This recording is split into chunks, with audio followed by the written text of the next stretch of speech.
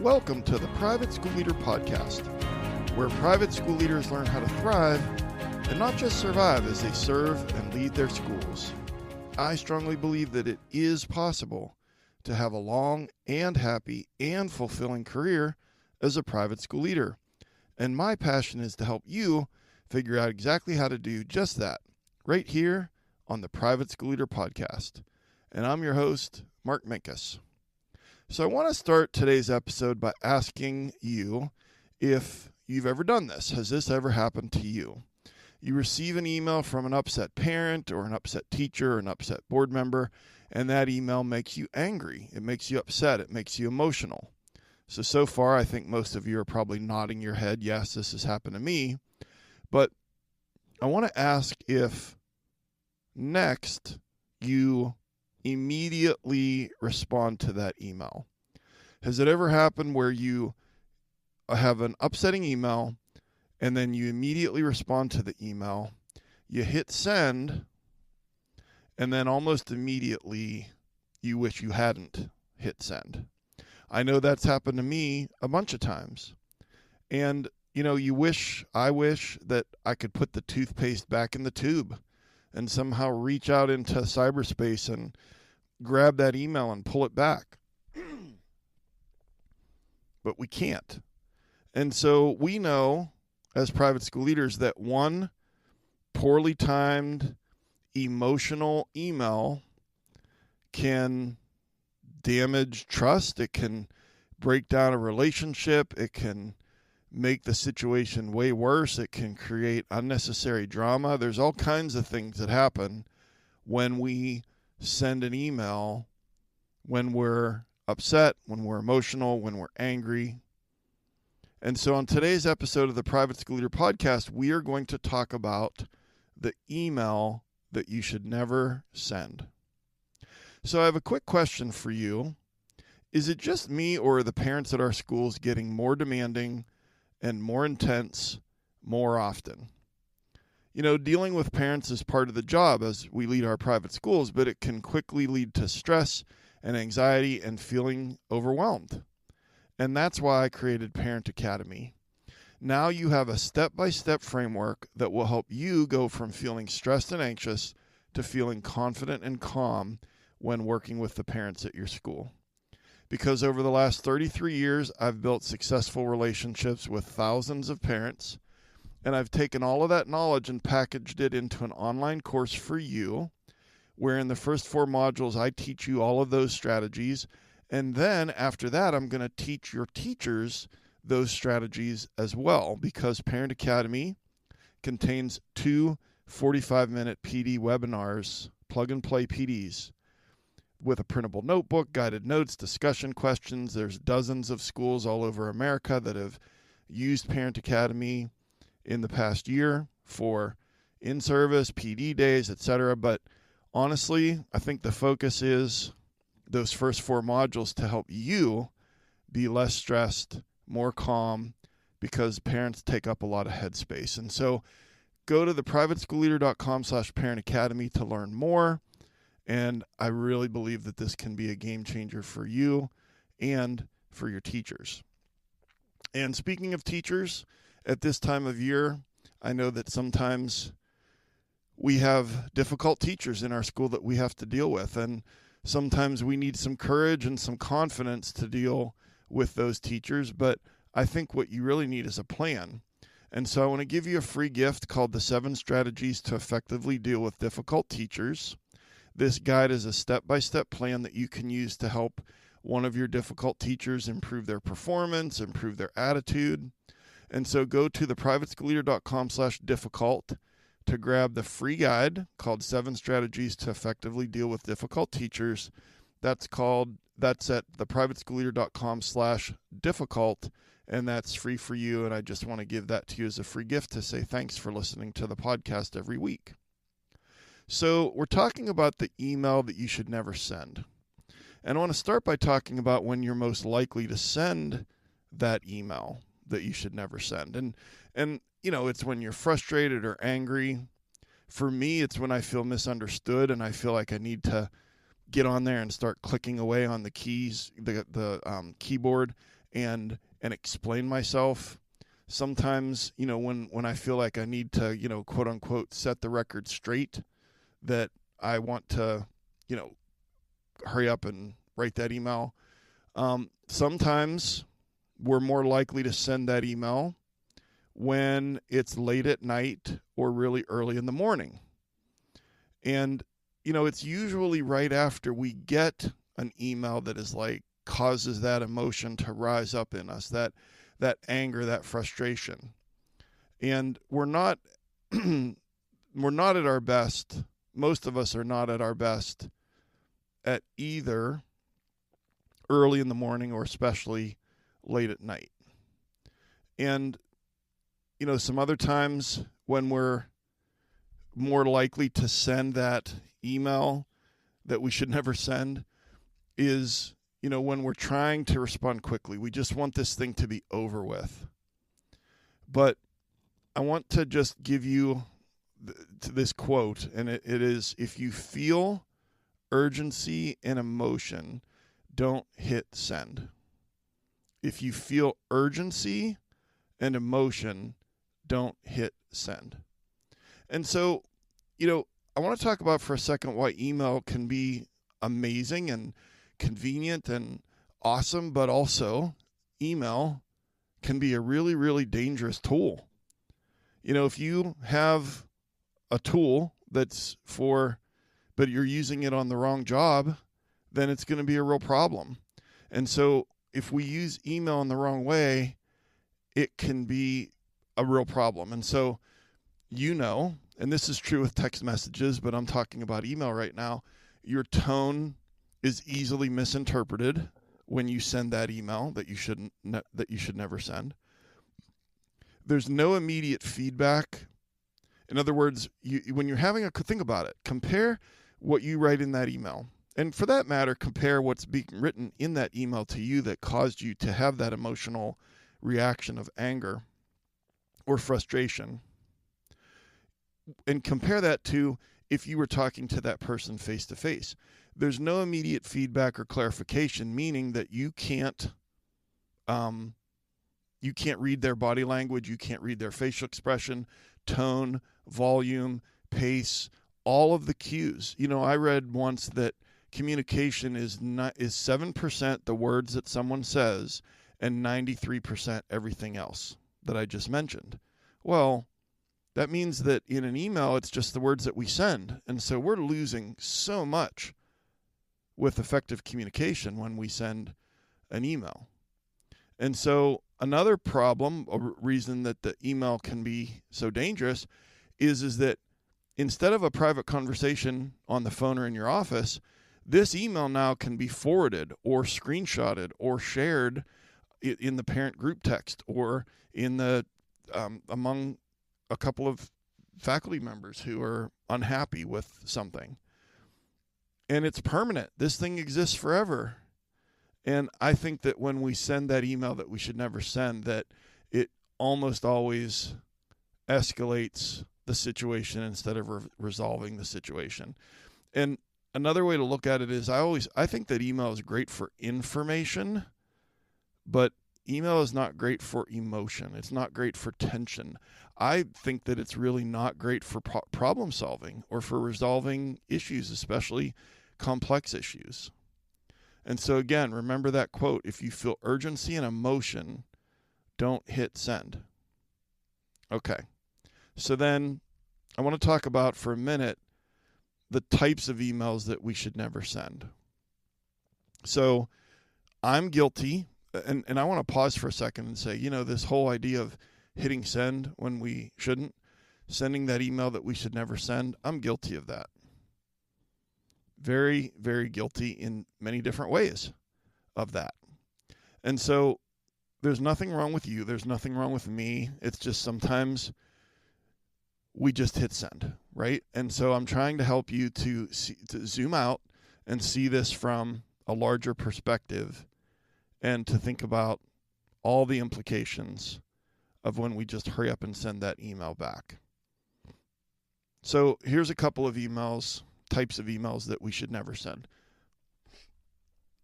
First is the emotional response. We've already talked about that when we type it, and then boom, we want to hurry up and hit send. Okay, we shouldn't be sending that. Here's another one, and I really had a problem with this one. Long defensive explanations. Okay, so I would get an email and maybe it would be saying something that I felt like I was defensive and I felt like I needed to explain myself, and I would send some big long email. You know how sometimes you get an email from a parent and it has like 8 points? The worst thing you can do is send an email back where you answer each of those 8 points. That is definitely the email that you should never send, because the only thing that does is escalate it, and it turns into an even longer email from the parent with more points. And then you get on this hamster wheel of emails going back and forth. And, on this podcast, we're tactical, and I like to give you strategies. So, of course, after we, illuminate the problem a little better, then I'm going to give you some strategies of how to keep yourself from sending the email you should never send. But again, so emotional emails, long defensive explanation type emails. We should never send a passive aggressive email. And I'm good at being passive aggressive. I don't know about you, but again, we shouldn't be passive aggressive in an email. And then I think that an email where we're trying to correct multiple issues or multiple problems at the same time, that we shouldn't send those, because that just gets super confusing and it just makes the situation more confusing.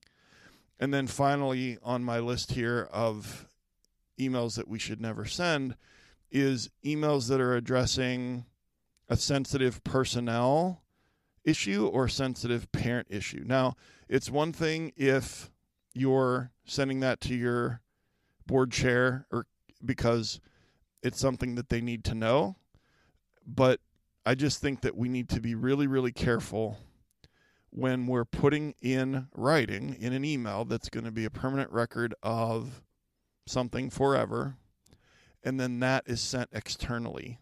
So, for example, I'm not saying, let's say it's a parent issue, or especially if it's a personnel issue. I'm not saying that we shouldn't record that it shouldn't be documented. But there's a big difference between you having a Google Doc for, let's say the teacher's name is Mr. Smith, okay? And if you have a Google Doc and it's documenting your interactions and corrective behavior with Mr. Smith, and that lives in your Google Drive, awesome. You can refer back to that, etc. But there's a whole different story if you're sending an email to somebody, because now that is no longer in your Google Drive, it's out there, okay? So I'm not trying to scare you or get you to live in fear of sending emails. I just want you to pump the brakes, because I think we're so busy and we see it as a way to expedite things, and we hurry because that's how we get through our day. But often it makes the situation worse if we're sending the wrong kind of emails. So what should we do instead? Okay, so a couple of these are going to be pretty obvious, but I want to say them anyways, because I think sometimes when we're stressed and when we're playing whack-a-mole with our hair on fire, that the obvious isn't so obvious. So what do we want to do? We want to pause and not respond immediately. I think that is the number one most common thing. And some of you are like, yeah, duh, we know that. Don't email when you're angry. Okay. I know we all know it.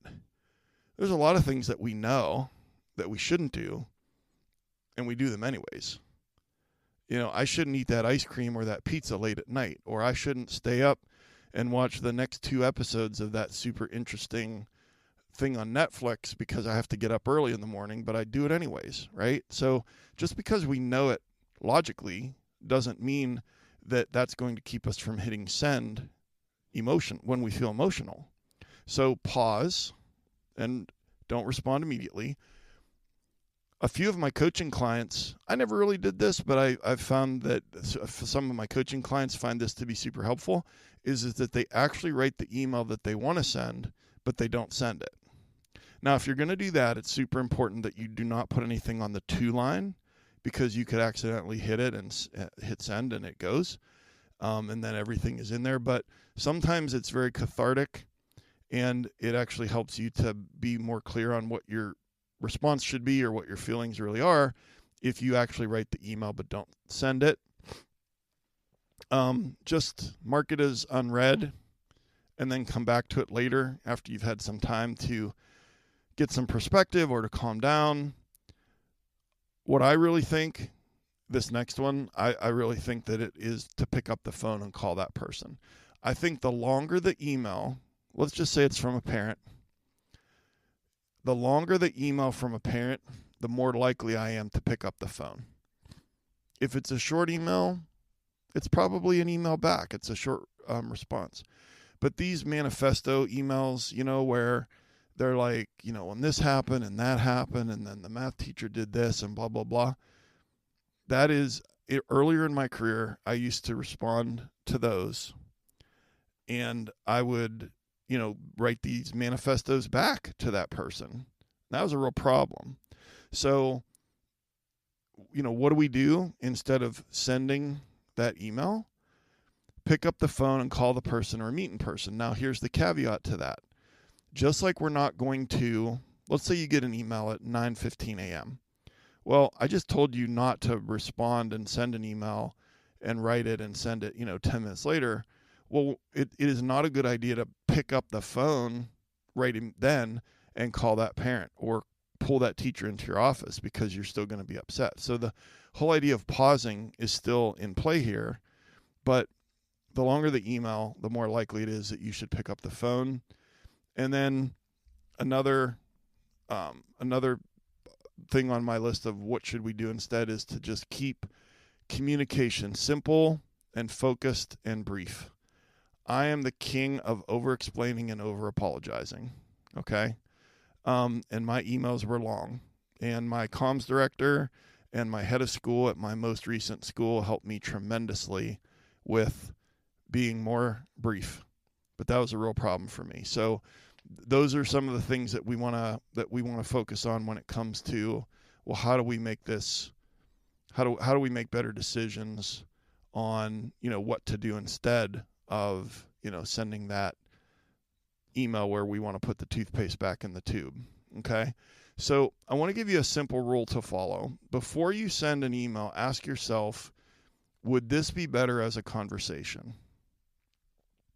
So you're about to hit, maybe you haven't even written the thing yet. Maybe you've read the email and you want to respond with an email. You just pause and ask yourself, would this be better as a conversation?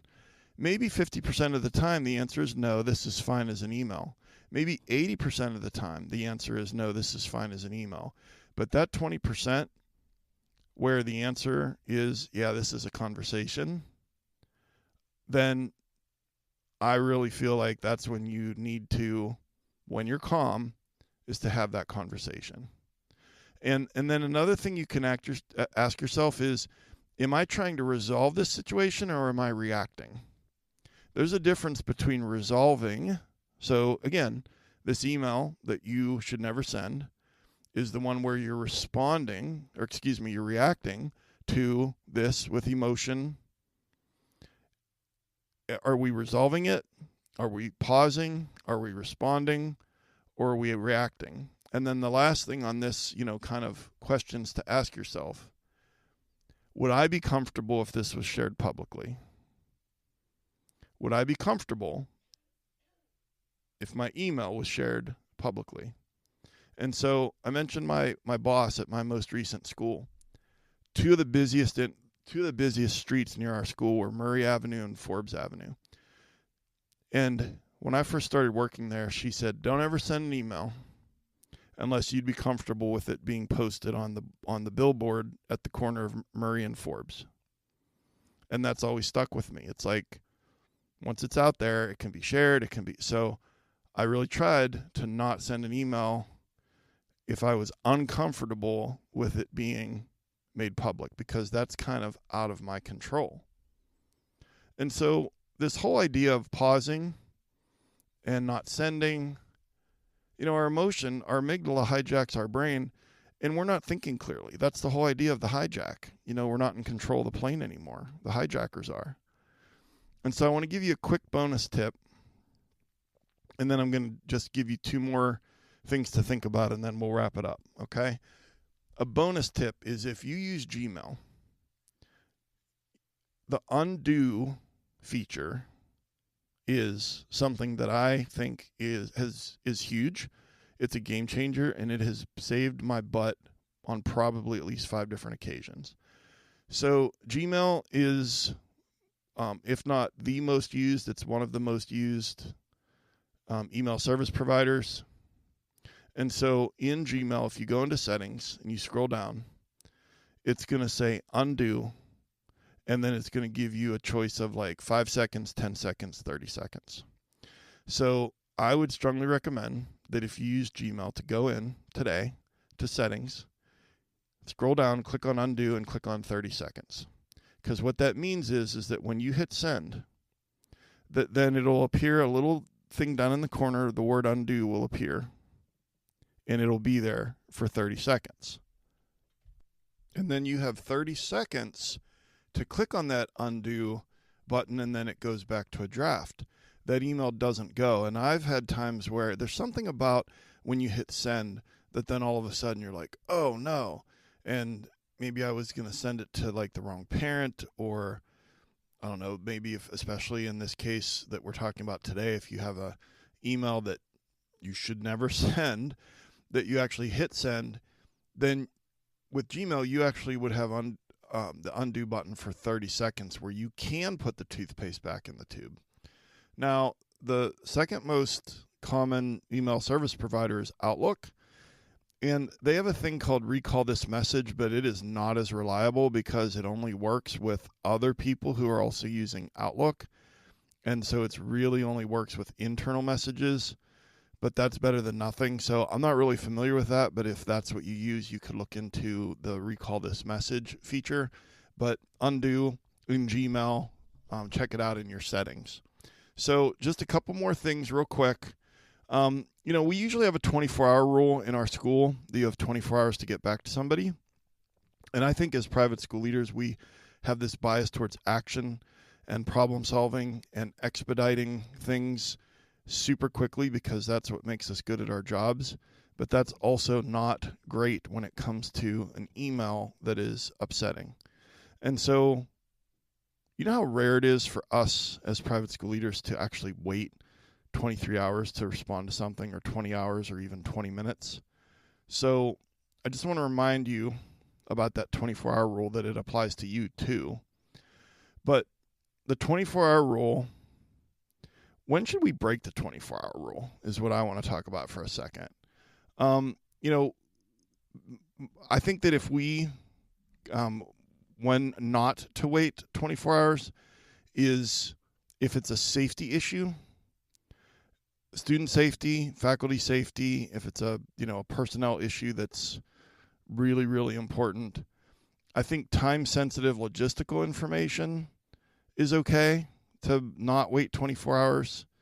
And then if it's just something that's clear, it's neutral, it's not really that big of a deal.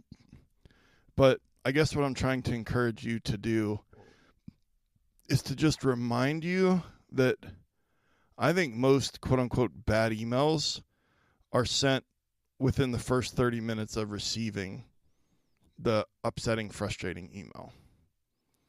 And when you wait, some people hate procrastinating and they're like, well, I don't want to wait, blah, blah. Sometimes you can procrastinate on purpose and then pause and respond and be more intentional about what you say. And so, again, I just want to shine a light on that for you, that the 24-hour rule applies to you too.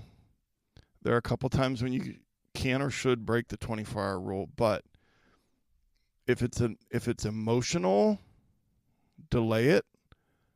But if it's informational, hit send. Okay? So I want to then wrap up today's episode by giving you 4 real examples of emails that you should never send. And so I'm going to give you a few scenarios. So scenario number one is what I'm going to call the frustrated parent email. So you get an email from a frustrated parent, and then you're trying to defend a teacher in your response. You're trying to defend a policy. And then that's when, if it's me, I start explaining and explaining and explaining and explaining, and then this email just gets longer and longer and longer. And then I'm over-explaining. And the better move when you get an email from a frustrated parent, especially if it's a long email, is to just acknowledge it briefly. And this goes back to the 24-hour rule. You don't have to, even at your school, where most of us have a 24-hour rule, you can respond and say, thank you for your email. I appreciate that. I will look into it and I will get back to you. That is your 24-hour window response. That counts. And you've done that before, and it's probably worked out pretty well. You know what also most of us have done before is respond within the first 20 minutes, and then we don't have a fully informed response, and then we get into this back and forth email thing. So again, you can also decide, should this be a phone call? I think the longer the email, the more likely it is that it should be a phone call. So scenario number one is the frustrated parent email. We don't want to over-explain. We want to acknowledge it briefly.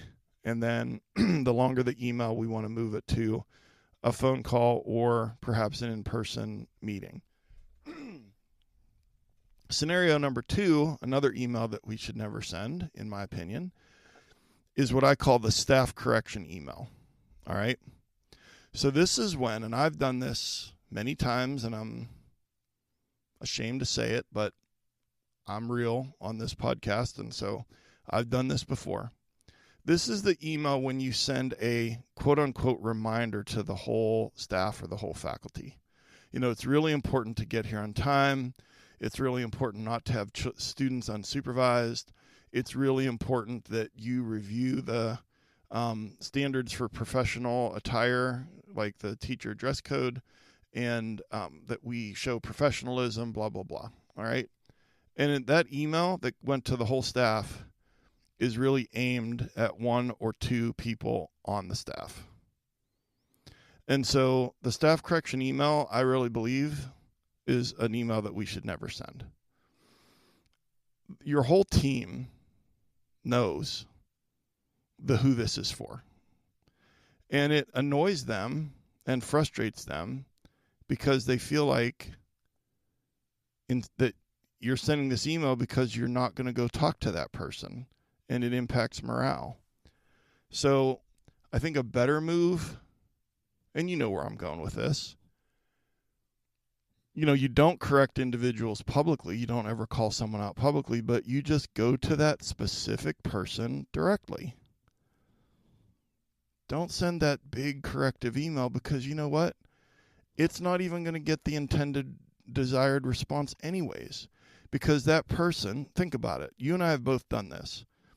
And it usually doesn't work. All it does is make everyone else angry and upset and frustrated. And then the person who it's intended for, they either don't read it or it goes over their head anyways. So let's avoid sending the staff correction email. Another scenario, another email is an email that we should never send is what I'm going to call the late night leadership email. You are tired, you're frustrated, you've had a long day, you're going through things in your email or in your tasks, and you just fire off an email to your leadership team or maybe to the whole staff about this really needs to improve or, whatever it might be. But, you as a leader, it's something that you feel frustrated about and you feel like everyone needs to know it. And so you put an email out. Okay. Instead of doing that, here's what I suggest. Go ahead and write that email. Don't put anything on the to line. And then go to bed. And when you read it in the morning, I think 90% of the time, you're either going to edit it significantly or you're not going to send it. Now, if you sleep on it and it still feels like, yes, this is the right thing to do, this is the right email, this is the right tone, this is the right information, okay, fine, send it. But late night emails usually are a problem.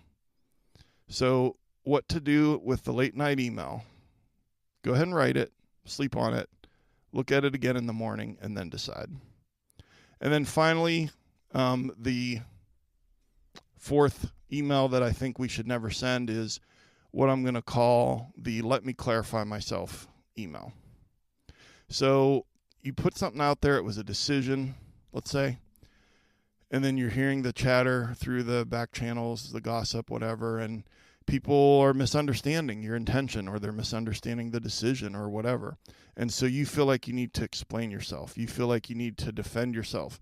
You feel like you need to clarify how you made the decision, or clarify the things that you're hearing through the grapevine that people are misunderstanding or that they're not happy about.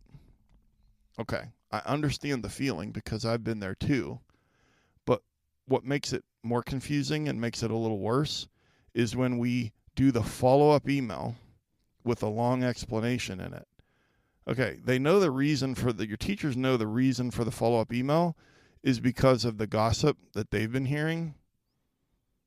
So then what that indicates is that, you're hearing the gossip and then you're doing something about it. I'm not so sure that's the best message to send to your teachers.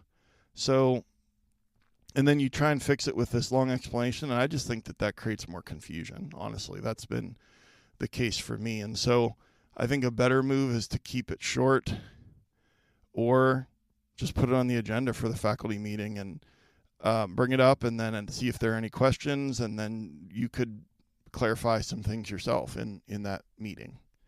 And maybe just a thing that will help you with that is that the longer, here's an overarching statement, and then I'll wrap it up.